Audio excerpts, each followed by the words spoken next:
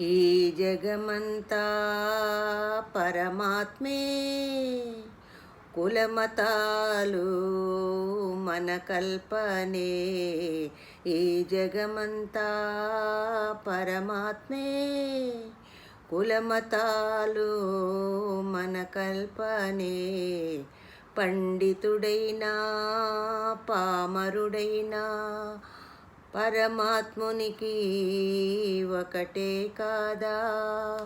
పండితుడైనా పామరుడైనా ఆ పరమాత్మునికి ఒకటే కాదా.